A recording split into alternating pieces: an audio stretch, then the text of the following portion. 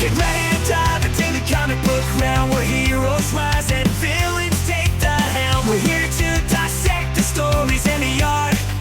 Our source material, we tear the panels apart. Darth Maul, written by Cullen Bunn, Luke Ross on art, and Nolan Woodard on colors. Our letterer Joe Caramanga as well here. So this come out in 2017. This is a post-Disney purchase. Yeah, this is a couple years after Force Awakens. When Lucasfilm got purchased by Disney, they relaunched all the comics. So Darth Maul, though, obviously not something that we're going to talk about in the new Star Wars. So Darth Maul was a prominent character Antagonist in one of the cartoons, Clone Wars. It's Rebels. Yeah. It's Rebels. I think it's either it might be Clone Wars, because I know that's where Cad Bane's going to be showing up. So anyway, Go ahead. So to be clear, I don't have a great memory of this stuff. I never watched the entirety of Clone Wars. I've seen a couple episodes of the cartoon movie, but I've never watched the entirety of it. So I don't have the affection for it that a lot of Star Wars fans do. I watched maybe a half a season of Rebels, and I'm 99.9% sure Darth Maul showed up in Rebels. I know for a fact he shows up at the end of Solo, and they were building off of his appearance in one of those cartoons. So Darth Maul gets bifurcated in the Phantom Menace, and then when they bring him back, his bottom half is all robot legs. Yeah. So I want to ask you, before we talk about the comic here, your thoughts on Darth Maul, the character from the Phantom Menace. God bless Ray Park. I've already said that George Lucas should have handed a treatment to a real writer. A real writer should have written the prequel trilogy, because what Lucas was going for is an interesting idea. Lucas can do physical direction. He doesn't know how to work with actors, and he's not a good storyteller. He's got excellent vision and imagination, but he's like when a child tells you a story, and it's just and then. It's all of these really imaginative things, but all of this stuff needs scaffolding. It needs strict story structure. In the hands of a different writer, where essentially his pitch is, what if we had a Christ-like figure, and instead, and like the story of Jesus is basically, he is born, he is raised, he's a carpenter, there's this giant piece of history that's missing, and he comes back and he's now a prophet, and then he dies for our sins. That's the Jesus story. So Lucas is like, what if Jesus made the wrong decision and was tempted by fate, right? The Last Temptation of Christ, the Scorsese movie, that thing. What if Jesus gave in the temptation and became like awful? That's the story he was going with Anakin. But at the same time, he wanted to tell the story about how government bureaucracy can sometimes get so big and unwieldy, it becomes hard to control. Mm-hmm. And also, what if you had given governance to a religious institution and that religious institution became corrupted? So here's all of these ideas that George Lucas has. They're all good ideas. Everything I just told you is really good. There's a lot of meat on the bone there to explore. In the hands of a good writer, the prequel trilogy would have been a lot better. You asked me, what did I think of Darth Maul? That's my point. In the hands of a good writer, I think this idea of the Emperor's apprentice being this kick-ass fucking soldier of God, like this guy, because that's what Ray Park was. That's why they got Ray Park and not an actor, because he wasn't going to have to do any real acting. They wanted him for his physicality. Right. In the hands of a better writer, there's more for Darth Maul to do besides lightsaber battles, which is all they wanted him, was to do gymnastic shit and wave around a sword. He looks cool, and I think there was potential for this character. When we read the Darth Vader thing, it was like, what is Darth Vader like outside of these movies when he's just doing work for the Emperor? Really stoic, emotionless, cold, ruthless, and despite the fact that he presents as a dope, he's actually ahead of most people, except for Dr. Aphra, who tricked him. So the question then becomes, what is Darth Maul like when he's not carrying out the Emperor's will? When he's not doing missions for the Emperor, what is he like? And I was interested in that idea. What is this guy who looks like the devil like when he's just off doing his own thing and he has superpowers and a giant lightsaber dual stick thingy? So and that was one of the reasons why, of all the ones that we've did, Princess Leia, Han Solo, Lando Calrissian, a couple of the other post-Disney books that we've read, why I was interested in doing this one. Mm-hmm. I cannot remember, and you might. Does he speak at all in the Phantom Menace? Because I cannot remember him saying much. If he Yes, did at my all. master. No, my master. Grr. Okay, all right. Get back. I knew here, it was you- very limited. Get back here, you ninny. Wait for baby. That's like fucking Qui-Gon takes off. I'll get you, Gadget. He's like every villain trope ever. I can't believe Everything when they see him on Padme's planet, he turns around with the cat. Sitting there petting it. He does all that. How did he do that? One too many ideas Lucas had, I'll tell you that much. Somebody finally said, Lucas, look, man. We don't need all that going on. One villain, sir. As the kids say, Darth Maul has the aura. When his presence was on screen in the Phantom Menace, it gives us one of the greatest compositions by John Williams. Was Duel of the Fates. Yeah, Duel of the Fates. And that lightsaber battle is up there. It's great. It is a very pretty coordinated dance number. Well, sure. I mean, you could and a battle at the same time. You have to suspend your disbelief, Mark, that there are. The best lightsaber battle is Return of the Jedi between Luke and Darth Vader. Darth Vader. The only one that has any passion to it is the only one where there's subtext. And everyone's like, oh, well, it's just Luke going crazy at the end and just smashing Darth Vader with his lightsaber like an animal. And I'm like, right, that's the point. The whole point of that scene is not to bang mop handles together. Luke walked into the belly of the beast where the ultimate temptation was. After trying, they couldn't get Luke to bend. So like, well, fine, we'll just fuck your sister. How does that sound? And then he lost his goddamn mind. Yeah. And had to come and basically almost kills Vader and had to come back from the brink. Like, that's what makes that lightsaber battle the best in the entirety of Star Wars. The rest of these are just dance routines. All right. Well, regardless, you disagree with me, and you. I mean, you are. But much you're more fine passionate. with disagreeing. That's my point. Like, fight back. Like, tell me wrong. No, I watched the Star Wars films again this past year, 2025. And your favorite one is Obi-Wan Kenobi versus Darth Vader? Oh, yeah, that's my favorite.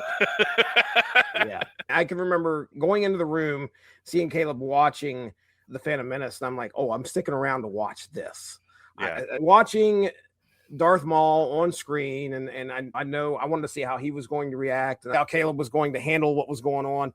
To me, it was so intense, especially back in the day. In 99, when you're watching this on the big screen, you're not going to sit there and tell me you were going, oh, that's a pretty dance routine. No, what's happened is 25 years of critiquing other shit and having the internet tell you what it is has now soured you and made you, or has revealed to you some of the pedestal we put it on. How's that? Disagree with you for the most part. It feels a little bit like you're saying I'm taking other people's opinions as my own, which I think back in 99 you didn't feel this way. Does no one think I have my own thoughts? In 99, did you think that? In 99, I was enraptured by the dance routine. Yeah. You were happy that Star Wars was back on the screen. Yes, I was. That's the truth, because I remember I was too. And then I took my stepdad to go watch it. And man. Okay, in my defense, Your Honor, my second favorite lightsaber battle in the entirety of Star Wars is Revenge of the Sith in the lava. Okay, there's a lot of emotion there. A lot of emotion. Yeah, there's a lot of emotion. If you're like, I don't like the Return of the Jedi scene, it's not really a sword fight. It's a Shakespearean tragedy with mop handles. I would buy that argument. Revenge of the Sith has an even showing of both. It is all of the... It is everything that Duel of the Fates is with everything Return of the Jedi is. All right. That's fair. Well... And then the ridiculous ending is what fucking kills it. I have the high ground. Fuck your high ground. No, I don't my arms and legs. And then kick me into the fire. Like, you were the chosen one. Get me out of the fire. I'm on fire. You were the chosen one. I'm currently burning. I wish I could save you. You can. I'm literally like 5 feet from you. Move like, me dude. 5 feet to the right. It hurts so bad. Oh, Obi-Wan, you son of a bitch. I have to go now, Obi-Wan. I'll kill you for this. I'm going to go check with Cad Bane. Motherfucker! If I had my arms and legs, I swear, I get up and kick your ass. Like you'd be a dead man, Obi-Wan. Well, isn't that the point? All right. So yes, this is taking place prior to episode 1. We're getting a little bit of some insight as to what Darth Maul was. He's still working for the Emperor at this point. Well, Darth Sidious, right? Darth Sidious, Palpatine. So I'm going to throw out some other characters here. These are characters that, again, I remember hearing about Cad Bane showing up on, gosh, I think it was Boba Fett. I can't remember. Shows up in either the Boba Fett or the third or Mandalorian. season. That stuff is all blending together to me now. Right. But I understand he was obviously on the Clone Wars. He was a big deal there. But to give our listeners an idea who Cad Bane is, he's the de facto leader of this group of bounty hunters that help Darth Maul out in this story. He's cool, he's professional, he's calculating. Bane serves as Maul's primary proxy and brings a strong galactic gunslinger presence. This is his earliest chronological appearance in Marvel Star Wars comics. Then we have Aura Singh, a deadly sniper and former Jedi acolyte. She adds speed, precision, and a ruthless edge to the team, contrasting Maul's raw emotional fury with cold efficiency. Aura Singh apparently was in the Phantom Menace movie. Aura Singh, I should say. I keep calling her Sling.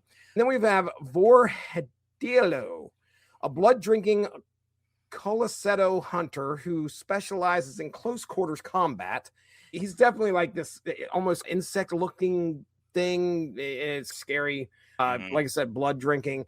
This is his first appearance, and so he's not got any other appearances in any other lore as far as I know. This Darth Maul series is his first appearance. Then we have True Trill Tech, a lesser-known bounty hunter focused on infiltration and technical skills, rounding out the team's utility during the auction. Yeah, we're going to talk about that here in a second. And this is his first appearance as well. So let me do the summary for this book. Star Wars Darth Maul is set shortly before the Phantom Menace and follows Maul during a time when Darth Sidious keeps him deliberately restrained, forcing him to suppress his desire to hunt Jedi while the Sith remain hidden.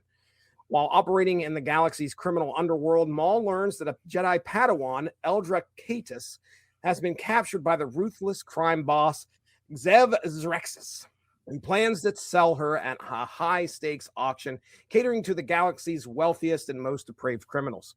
Seeing this as a chance to secretly fulfill his purpose, Maul hires bounty hunters to infiltrate the operation, keeping his Sith identity concealed while navigating Nar Shaddaa's syndicates and black market power brokers.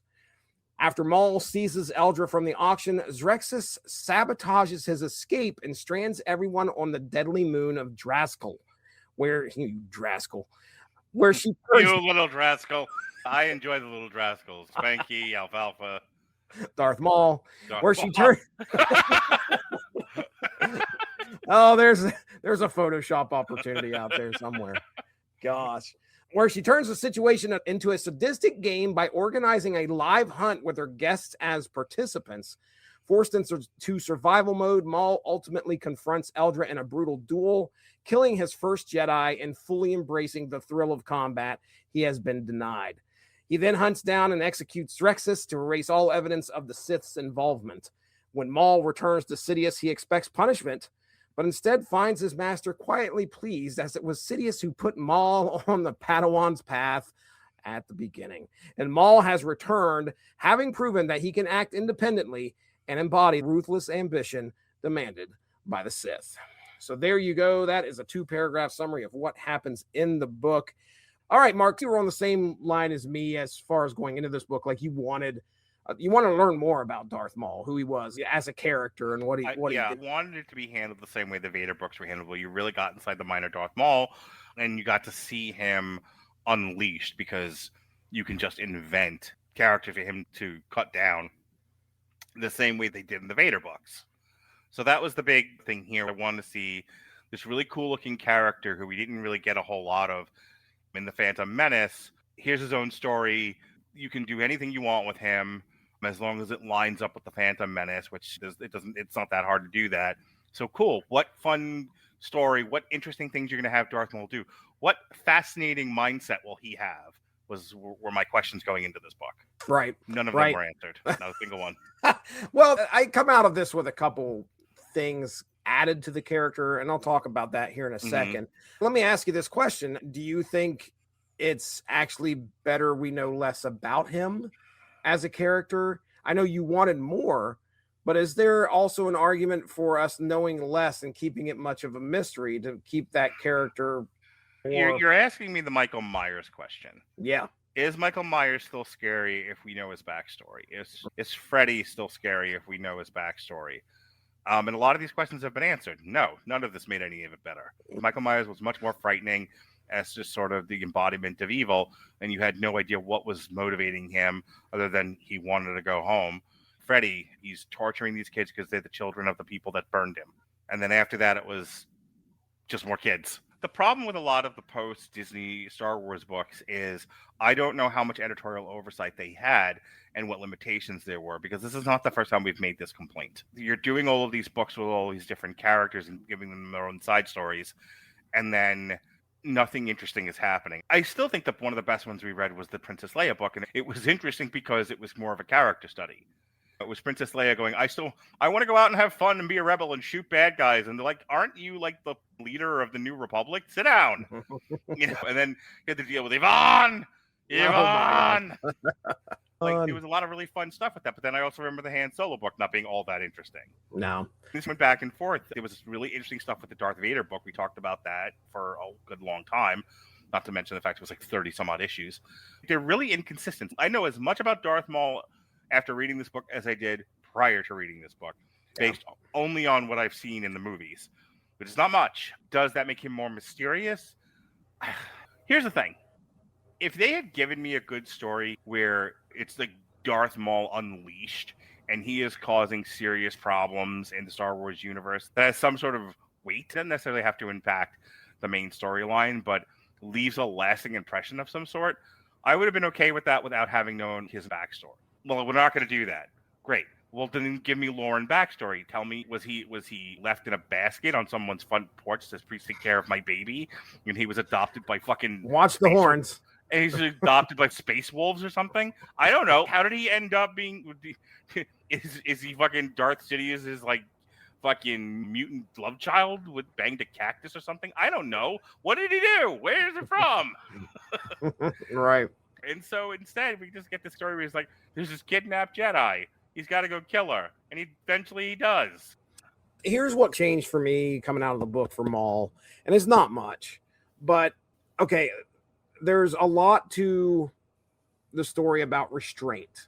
Mm-hmm. The Sith are operating completely under the radar. They do not want to reveal that they exist at this point. They can't do that until... He's like, if you fuck this up, I have so many plans. Knowing what about the Phantom Menace and what he's going to do throughout the prequel trilogy, and he's just like, motherfucker, you dumb shit. If you fuck this up for me, I will kill you, bring you back to life, and kill you 20 more times. Just go do something and stop thinking about it. But the thing is, I have never identified with a character more than Darth Sidious. This is so important, and you're gonna mess it up because you have the brain of luggage, okay? And you're gonna ruin this for me, and just follow the goddamn instructions. Just stay still. But he can't. He cannot do it. It consumes him, the idea of killing, like he has to kill a Jedi. He's gotta do it. The thing is, it would have been nice to know why. And it doesn't really focus on obviously giving you the reason as to why he wants to do that. But I think that also feeds into his mindset. He's so irrationally obsessed with killing a Jedi that it consumes him. What you also find that would have been a much better story. Well, that's like the tension throughout this whole thing. How's he going to get away with this? Because if he does this, somebody's probably going to know.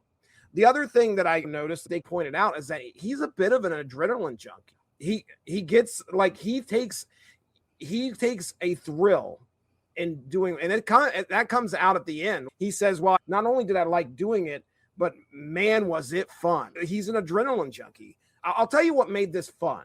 About 2 or 3 issues into it, I was like, okay, this is really standard Star Wars fare. Yeah. Okay, he's okay. We're going to go fight it. I saw this in Darth Vader. We're going to have a Jedi duel. We're going to see this. We're going to see that. Something's going to happen. But he captures the Jedi and then tries to leave. And then all of a sudden, it becomes surviving the game with Ice-T, where Zerev Zexis or whatever bombs the ship and they land on the planet. Hey guys, this guy screwed you over. Why don't you all go and kill him? And now the Sith and the Jedi have to work together, which really that doesn't happen too much. But they do have to fight off some people. And then Darth Maul's like, what? It's time for me and you to go. And so they have the fight. And he actually kills the Jedi, which that surprised me. That's like the bravest thing in the book is that it actually does stab the Jedi. Yeah, he actually kills this Padawan. I think this is the midpoint of our trilogy that we're going to be talking about here of these books. I thought it was fun once they hit the planet and they had to go on the run. But by the end of it, Palpatine had put everything in motion. He knew exactly what was going on. I was like, okay. All right. Yeah, I hate that they rest on that Star Wars trope a little too much. And in Darth Sidious is, what do you call it, the Bond villain. It was all me, James. It's always been me, the author of all your pain. I know everything. I know everything that's going to happen. Why did you send him out there? Why do you need to do this? Palpatine knew all. Manipulated everything. When Palpatine was setting up the FBI to be investigated by the CIA, and it was all Department of Human Services' fault. I like, okay, then there's no tension here. Like, Yeah. I don't understand where writing tension into your story evaporated over the years, but that's a big problem for me. I see it in movies too. Yeah. I don't know. It took me out, like seeing Darth Maul have a personality and inner monologue, and I'd rather him have stayed more mysterious. The only thing, like I said, that come out of this is just me going, okay, well, he does it because he likes it. I guess that makes it a little more, when you start to watch the Duel of the Fates, or you start to watch that lightsaber battle, and he's just a seething animal. Like, he is ready to go. Now you have an idea of, okay, he enjoys this. He's an adrenaline junkie. He likes to fight. He loves the fight. He wants to kill a Jedi so bad. And now I'm untethered. Now I'm unleashed. I can go after these guys. He's been waiting for it this whole time. He actually took a Jedi Padawan's life prior to this. Well, I mean, I did learn that Darth Maul species is called a Zabrak. All right, so there's that. I had a Zabrak for lunch today. It was delicious at World of Beer. It was made with pecan pie. It was amazing. So, again, Cad Bane showing up here was pretty cool. I'd heard a lot about him, so seeing him in a comic, reading a comic with him, great. Again, Star Wars, pulling Star Wars people together in a story. It's all typical Star Wars stuff at this point. Yeah, like I said, it's one of those where not everything has to be a 1 or a 10. Some things can be a 5. This was an absolute 5. All right. I'm not going to recommend this to anybody unless they're really big Darth Maul fans. If you're a big Star Wars out and you just like everything Star Wars, this is fine. Like I said, it's not going to change your life. This isn't Day Tripper or like the many deaths of Layla Starr. But if you're just a consumer of the Star Wars IP and you're like a Chris Bailey, like everything good is everything Star Wars, by all means read the Darth Maul book. Thanks for joining us. All of this would not be possible without W2Mnet.com, so make sure to seek them out for more podcasts. If you enjoyed what you heard today, please feel free to share, and we look forward to entertaining you again soon.